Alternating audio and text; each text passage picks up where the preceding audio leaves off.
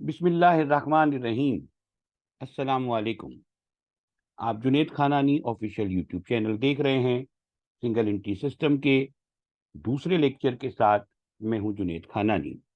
जिन viewers ने इस chapter का पहला लेक्चर वॉच नहीं किया, मैं रिक्वेस्ट करूंगा कि वो ज़रूर पहला लेक्चर वॉच करें, ताकि वो ये जान सके कि इनकम्प्लीट रिकॉर्ड्स किस तरह का होता है, सिंगल इंटी सिस्टम किस तरह का होता है, और किस तरह से इस सिस्टम में रिकॉर्ड को गैदर किया जाता है और फिर उस गैदर्ड रिकॉर्ड की मदद से statement of profit and loss बनाया जाता है।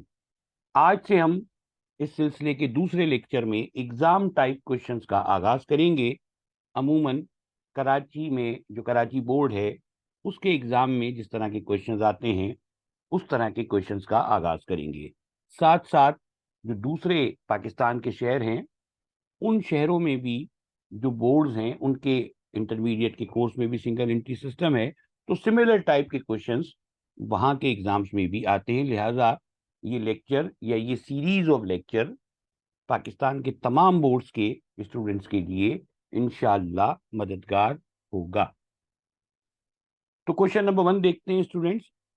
क्वेश्चन नंबर 1 हमें कह रहा है mister Iqbal maintains his accounting records on single entry basis. The assets and liabilities of the business are as follows. Iqbal साहब हैं जो अपना सिस्टम, जो अपना accounting record single entry basis पर करते हैं और उनके बिजनेस के असेट्स और लाइबिलिटीज का डेटा हमें गिवन है। जरा देखिएगा, ये दो डेट्स हैं, जनवरी 1 2021 एंड 31 दिसंबर 2021। तो जनवरी 1 का जो डेटा है वो साल के पहले दिन का डेटा है और 31 दिसंबर का जो डेटा है वो साल के आखिरी दिन का डेटा है। सबसे पहले हमारे पास है कैश। आपने फर्स्ट ईयर में अकाउंटिंग डिटेल में पढ़ी होगी और आपको ये अवेयरनेस होगी कि कौन कौन से आइटम असेट्स के होते हैं और कौन कौन से आइटम लाइबिलिटीज के होते हैं। ताहम मैं यहाँ बता देता हूँ, कैश एक असेट का आइटम है, अकाउंट रिसीवेबल भी असेट का आइटम है, मर्चेंडाइज इन्वेंट्री भी असेट है, फर्नीचर भी असेट है। ये चार आइटम इस डेटा के अंदर वो हैं जो असेट्स हैं, जबकि अकाउंट पेएबल एक लाइबिलिटी का अकाउंट है और नोट्स पेएबल भी एक लाइबिलिटी का अकाउंट है। तो स्टूडेंट्स, जो टोटल 6 अकाउंट हमें गिवन हैं उनमें 4 अकाउंट असेट्स के हैं और 2 अकाउंट लाइबिलिटीज के हैं। उसके बाद देखिएगा, ये एक डेटा फॉर एडजस्टमेंट गिवन है, इसमें टोटल 7 एडजस्टमेंट्स है। जैसे हम क्वेश्चन सॉल्व करना शुरू करेंगे तो हम इन सातों की सातों एडजस्टमेंट्स को पढ़ेंगे भी और इनको समझेंगे भी और इनको सॉल्यूशन का हिस्सा भी बनाएंगे। फिलहाल मैं इन 7 एडजस्टमेंट्स को पढ़ के आपको बर्डनाइज नहीं कर रहा। सवाल की रिक्वायर्ड को देखते हैं। पहली रिक्वायर्ड है, कंप्यूट करना है हमें कैपिटल एट स्टार्ट और कैपिटल एट एंड, यानी कि हमें ये देखना है कि साल के पहले दिन का कैपिटल क्या था और ये भी देखना है कि साल के आखिरी दिन का कैपिटल क्या था। जबकि दूसरी रिक्वायर्ड में हमें कहा गया है प्रिपेयर करें एक statement of profit and loss जो 31 दिसंबर 2021 को खत्म होने वाले पीरियड या 2021 को खत्म होने वाले साल के लिए हो। तो स्टूडेंट्स, आपको याद होगा लास्ट लेक्चर में हमने दो फंडामेंटल फॉर्मूले डिस्कस किए थे, जिसमें से पहला फंडामेंटल फॉर्मूला था capital is equal to assets minus liabilities. अब इसी फॉर्मूले को यूज करके हम साल के पहले दिन का और साल के आखिरी दिन का कैपिटल कैलकुलेट करेंगे। तो आइएगा कैपिटल कैलकुलेट करते हैं। मिस्टर इकबाल के लिए हम कैलकुलेट करने जा रहे हैं कैपिटल, और कैपिटल में हमें क्या करना है, असेट्स में से लाइबिलिटीज को माइनस करना है। 1 जनवरी 2021 को भी और 31 दिसंबर 2021 को भी असेट्स में से लाइबिलिटीज को माइनस करेंगे। थोड़ी देर पहले हमने डिस्कस किया कि 4 आइटम है असेट्स के। पहला आइटम है कैश, जिसकी बिगिनिंग वैल्यू यानी 1 जनवरी की वैल्यू 20,000 है, जबकि एंडिंग वैल्यू 100,000 है। तो ये हमने ले लिया कैश।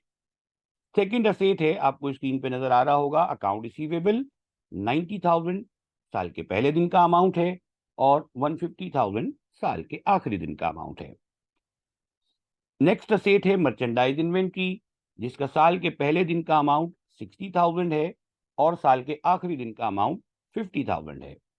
फर्नीचर एक और असेट है हमारे पास, जिसका बैलेंस या अमाउंट 30,000 था साल के पहले दिन भी, और 30,000 ही है साल के आखिरी दिन भी। ये सारे असेट हमने लिस्ट कर लिए, और अब सिंपली हम ये करेंगे कि इन असेट्स का टोटल कर लेंगे। तो 1 जनवरी को इन असेट्स का टोटल आ रहा है 200,000, और 31 दिसंबर को इन असेट्स का टोटल आ रहा है 330,000। हमें इन असेट्स में से लाइबिलिटीज माइनस करनी है, क्योंकि फंडामेंटल फॉर्मूला हमारा है capital is equal to assets minus liabilities. तो हमने फर्दर लाइबिलिटीज को माइनस करना है। पहली लाइबिलिटी है हमारे पास अकाउंट्स पेएबल, इसको हमने ब्रैकेट में इसलिए लिखा कि हमें इसको माइनस करना है। अकाउंट्स पेएबल 30,000 है और 20,000 है। एंड एक और लाइबिलिटी है नोट्स पेएबल, जो कि साल के पहले दिन उसका बैलेंस नील था, यानी कोई नोट्स पेएबल नहीं थे, और साल के आखिरी दिन 10,000 बैलेंस था। तो अब जब हमने साल के पहले दिन 200,000 में से 30,000 और साल के आखिरी दिन 330 में से एक नंबर 20 का और एक नंबर 10 का माइनस किया, तो हमें पता चला कि 1 जनवरी 2021 को इकबाल साहब के कारोबार में इकबाल साहब का कैपिटल था 170,000। It is capital eight start. 31 दिसंबर को इकबाल साहब का कैपिटल था 300,000। It is capital at and. तो स्टूडेंट्स, बहुत ही सिंपल तरीके से एक बेसिक फॉर्मूले की मदद से हमने असेट में से लाइबिलिटीज माइनस करके कैपिटल कैलकुलेट कर लिया, और क्वेश्चन की पहली रिक्वायर्ड हमने कंप्लीट कर ली। आइएगा दूसरी रिक्वायर्ड पे गौर करते हैं। क्वेश्चन की दूसरी रिक्वायर्ड है कि हमें एक अदद statement of profit and loss बनाना है। प्रॉफिट एंड लॉस स्टेटमेंट बनाने के लिए हम एक और फंडामेंटल फॉर्मूला यूज करेंगे जो हमने लास्ट लेक्चर में डिस्कस किया था। एक बार फिर मैं उन व्यूअर्स से रिक्वेस्ट करूंगा जिन्होंने लेक्चर 1 नहीं देखा था, वो जरूर इस सीरीज का लेक्चर 1 वॉच करें, ताकि वो इन सारे फॉर्मूले वगैरह को अंडरस्टैंड कर सकें। फॉर्मूला था profit is equal to capital at end plus drawings, यानी कि पहला स्टेप ये करेंगे कि कैपिटल एट एंड में ड्रॉइंग्स को प्लस करेंगे, और फिर उसमें से दो नंबर्स माइनस करेंगे, एक कैपिटल एट स्टार्ट का नंबर और दूसरा एडिशनल इन्वेस्टमेंट का नंबर। तो आइएगा क्वेश्चन को देखते हैं कि उसमें ये चारों नंबर्स हमें कहाँ अवेलेबल हैं। नंबर 1 आप देखिएगा, ये दो नंबर अभी अभी हमने कैलकुलेट किए थे, एक कैपिटल एट स्टार्ट का और एक कैपिटल एट एंड का। उसके बाद अब जरा सा हम एडजस्टमेंट नंबर 1 को पढ़ के देखते हैं। अगर आप एडजस्टमेंट नंबर 1 को तवज्जो से पढ़ेंगे तो उसमें बड़ा वाजे कह रहा है कि mister Iqbal made an additional investment of ₹40,000 and withdrew ₹6,000 per month for his personal use. Iqbal साहब ने जरूरत पड़ने पर कारोबार में जो एडिशनल इन्वेस्टमेंट की, जो मजीद इन्वेस्टमेंट की, वो 40,000 की, जबकि 6,000 पर मंथ। तो ख्याल रखिएगा बेटा, एक साल में 12 मंथ होते हैं, तो जो ड्राइंग का नंबर आएगा वो इस तरह होगा कि हम 6,000 के पर मंथ के इस नंबर को 12 मंथ से मल्टीप्लाई करेंगे, तो हमारे पास ड्राइंग का नंबर आएगा 72,000। आइएगा, अब हमारे पास चारों नंबर मौजूद हैं प्रॉफिट कैलकुलेट करने के लिए। कैपिटल एट स्टार्ट का नंबर भी है, एंड का नंबर भी है, एडिशनल इन्वेस्टमेंट का नंबर भी है, और ड्राइंग्स का नंबर भी है। तो आइएगा statement of profit and loss calculate करते हैं। सबसे पहले हमने जो फॉर्मेलिटीज होती हैं उनको पूरा किया, हेडिंग्स वगैरह लगाई। इकबाल साहब के लिए हम statement of profit and loss बनाने जा रहे हैं, और ये पीरियड होगा दिसंबर 31, 2021 को खत्म होने वाले साल का। तो सबसे पहला काम हमने ये किया कि कैपिटल एट एंड का जो 300,000 का नंबर इस वक्त भी आपको स्क्रीन पे नजर आ रहा है कैलकुलेट हुआ हुआ, ये देखिएगा यहाँ से ये आपको नजर आ रहा है कैपिटल एट एंड का नंबर 300,000 का। उसमें हमने प्लस किया ड्राइंग्स को, जो अभी थोड़ी देर पहले हमने एडजस्टमेंट पढ़ी थी कि 6,000 पर मंथ था, 12 मंथ से मल्टीप्लाई करके ड्राइंग की वैल्यू आई 372,000। अब हमें फॉर्मूले के मुताबिक इसमें से दो नंबर्स माइनस करने हैं। एक है कैपिटल एट स्टार्ट, जो इस वक्त भी आपको स्क्रीन पे नजर आ रहा है हाईलाइट हुआ हुआ 170,000, और एक है एडिशनल इन्वेस्टमेंट जो कि एडजस्टमेंट नंबर 1 में दी हुई है। तो अब हम दोनों चीजें यहाँ दोनों नंबर्स माइनस करते हैं, और जब हम इन दोनों नंबर्स को माइनस करेंगे तो हमारे पास आंसर आ गया 162,000 पॉजिटिव। देखिएगा कैपिटल एट स्टार्ट और एडिशनल इन्वेस्टमेंट दोनों वैल्यूज ब्रैकेट में ली गई हैं, क्योंकि इनको हमने माइनस करना है। 170 कैपिटल एट स्टार्ट का नंबर है, 40,000 एडिशनल इन्वेस्टमेंट का नंबर है। यूं हमने टोटल 210,000 372,000 में से डिडक्ट किए, माइनस किए, तो हमारे पास आंसर आया 162,000। स्टूडेंट्स, ये आंसर पॉजिटिव भी आ सकता है और ये आंसर नेगेटिव भी आ सकता है। आंसर पॉजिटिव आने की सूरत में हम इसको कहेंगे अनएडजस्टेड प्रॉफिट, और खुदा ना खास्ता अगर आंसर नेगेटिव आ जाए तो हम इसको कहेंगे unadjusted loss. Unadjusted profit calculate करने के बाद अब हम उन एडजस्टमेंट्स पर गौर करते हैं जो हमने लेक्चर के शुरू में डिस्कस नहीं की थी। स्टूडेंट्स, ये देखिएगा, यहां पर आपके पास एक हाईलाइटेड एरिया में एक कंप्लीट लिस्ट मौजूद है उन आइटम्स की जो एडजस्टमेंट्स में गिवन हो सकते हैं, और प्रॉफिट एंड लॉस की कैलकुलेशन में हम उन आइटम्स को अनएडजस्टेड प्रॉफिट या लॉस के अमाउंट में या तो प्लस करते हैं या माइनस करते हैं। ये कंप्लीट लिस्ट है जो सेकेंड ईयर लेवल पर एग्जाम क्वेश्चन में एडजस्टमेंट की आपको दी जा सकती है। ये पिछले जो रफली 30 ईयर्स के क्वेश्चन हैं उनमें मुख्तलिफ टाइमिंग में मुख्तलिफ क्वेश्चन में ये एडजस्टमेंट एग्जाम क्वेश्चन में गिवन होती हैं।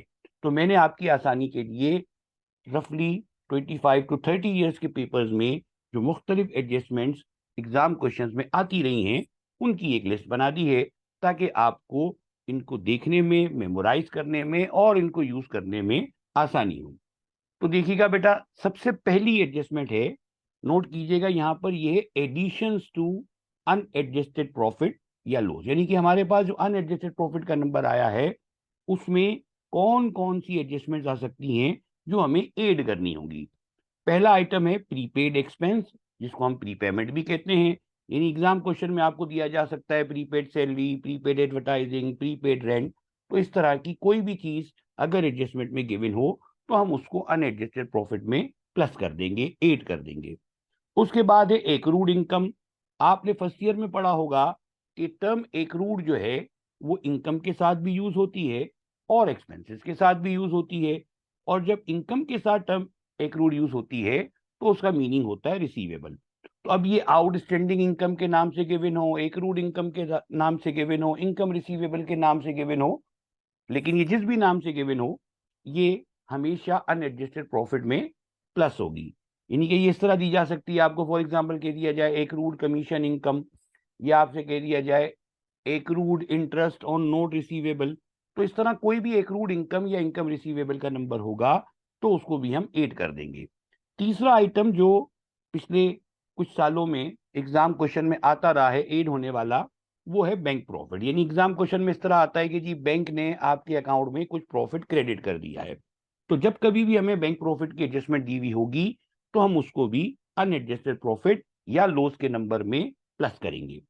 उसके बाद नीचे आते हैं तो बेटा यहां मैंने एक लिस्ट बनाई हुई है उन आइटम्स की जो हमें अनएडजस्टेड प्रॉफिट में माइनस करने होंगे, डिडक्ट करने होंगे। इस लिस्ट में कुछ एक्सपेंसेस दिए हुए हैं, bedded expense, depreciation expense, office supplies expense, insurance expense. ये वो एक्सपेंसेस हैं जो पिछले कुछ सालों में एग्जाम क्वेश्चन में आए हैं। अगर इनके अलावा भी कोई दूसरा एक्सपेंस कभी इत्तेफाक से दे दिया जाए, फॉर एग्जांपल कभी बता दिया जाए एडवर्टाइजिंग एक्सपेंस, तो हम उसको भी माइनस कर देंगे, क्योंकि प्रॉफिट एंड लॉस की कैलकुलेशन में हमेशा तमाम एक्सपेंसेस माइनस होते हैं। फिर ज़कात डिडक्शन का नंबर एक दो क्वेश्चंस में आया हुआ है।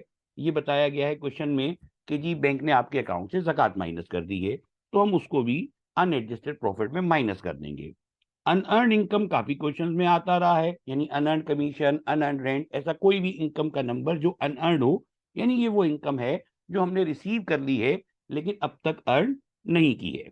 और लास्ट आइटम एक्रूड एक्सपेंसेस, जिसको हम आउटस्टैंडिंग एक्सपेंसेस भी कहते हैं, जिसको हम एक्सपेंसेस पेएबल भी कहते हैं, और जिसको हम अनपेड एक्सपेंस भी कहते हैं। ये इस तरह दिया जा सकता है, आपको कहा जाए accrued salaries, outstanding salaries, unpaid salaries.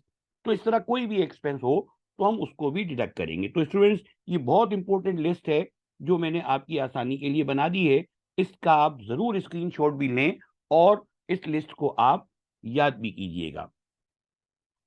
तो अब देखते हैं हमारे पास कौन कौन से आइटम मौजूद हैं। ये देखें, पहली एडजस्टमेंट में तो एडिशनल इन्वेस्टमेंट और ड्राइंग की वो हम ऑलरेडी अनएडजस्टेड प्रॉफिट की कैलकुलेशन में यूज कर चुके हैं।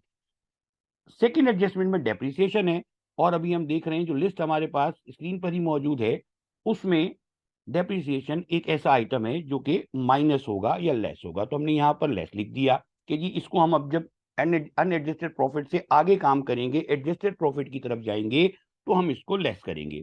उसके बाद बेडेड है, बेडेड एक्सपेंस भी हमें लिस्ट में नजर आ रहा है कि ये एक लेस करने वाला आइटम है। एक्रूड इंटरेस्ट और नोट्स पेएबल यानी कि इंटरेस्ट पेएबल, तो देखिएगा एक्रूड एक्सपेंस या आउटस्टैंडिंग एक्सपेंस या एक्सपेंस पेएबल ये सबसे लास्ट आइटम है लिस्ट में, जो कि हम क्या करेंगे वो भी माइनस कर देंगे। उसके बाद है अनअर्न्ड कमीशन, और ऑलरेडी हमने ये भी डिस्कस किया है कि अनअर्न्ड का नंबर भी माइनस हो जाएगा।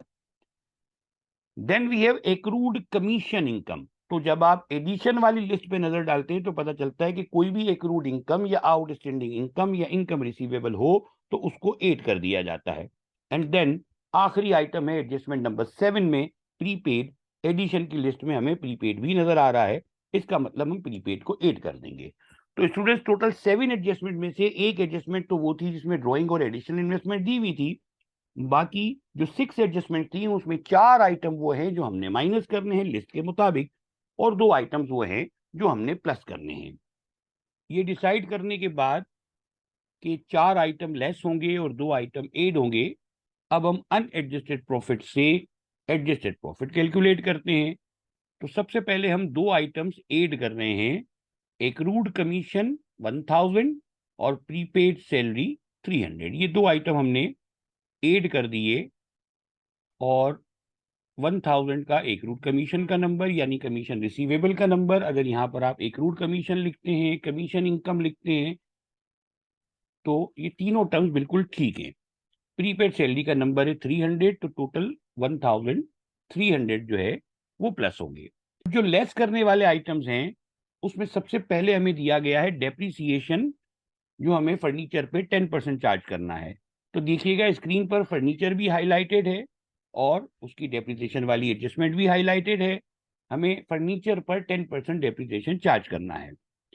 ये बात ध्यान में रखिएगा स्टूडेंट कि इस क्वेश्चन में फर्नीचर ईयर एंड पर भी 30,000 है और ईयर के पहले दिन भी 30,000 है। लेकिन ऐसा भी पॉसिबल है कि for example first day of the year 10,000 हो और last day of the year 30,000 हो। तो याद रखेंगे कि हम प्रॉफिट एंड लॉस क्योंकि ईयर एंड पर बनाते हैं और हमने जितना भी फर्नीचर हमारे पास था उसको पूरा साल यूज किया होगा, तो हम हमेशा जो डेप्रिसिएशन चार्ज करेंगे वो ईयर एंड के नंबर पे चार्ज करेंगे। तो 30,000 का अगर हम 10% कैलकुलेट करेंगे तो ये आ जाएगा 3,000। उसके अलावा हमें बेडेड माइनस करना है, वो 3,000 है। एक्रूड इंटरेस्ट या इंटरेस्ट पेएबल माइनस करना है, वो 500 है। और अनअर्न्ड कमीशन माइनस करना है, वो 600 है। तो स्टूडेंट्स हमने वही चारों आइटम ले लिए।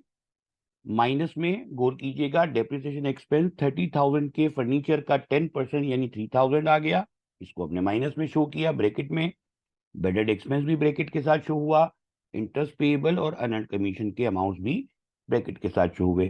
तो अब हमें 7,100 का नंबर है जो डिडक्ट करना है, माइनस करना है। गौर कीजिएगा ये अनएडजस्टेड प्रॉफिट का नंबर है हमारा 162,000। इसमें 1,300 एडजस्टमेंट के प्लस होंगे और 7,100 एडजस्टमेंट के माइनस होंगे। तो जब हम ये प्लस और माइनस करते हैं तो हमें पता चलता है कि जो हमारा फाइनल प्रॉफिट आ रहा है, जिसको हम एडजस्टेड नेट प्रॉफिट भी कहते हैं और बाज बुक्स में इसको एडजस्टेड प्रॉफिट कहा गया है, वो नंबर आ रहा है 156,200। यूं स्टूडेंट्स हमने इस क्वेश्चन नंबर 1 में वो 2 फॉर्मूले दोबारा से रिवाइज किए जो हमने लेक्चर 1 में डिस्कस किए थे। दोनों फॉर्मूलाज यूज करके हमने कैपिटल भी कैलकुलेट किया, statement of profit and loss भी बनाया। अब बारी आती है आपकी प्रैक्टिस की, क्योंकि यूट्यूब चैनल पे अक्सर ये होता है कि स्टूडेंट्स कहते हैं हम पढ़ तो लेते हैं लेकिन हमें प्रैक्टिस करने के लिए जो है वो कोई मटेरियल नहीं मिलता।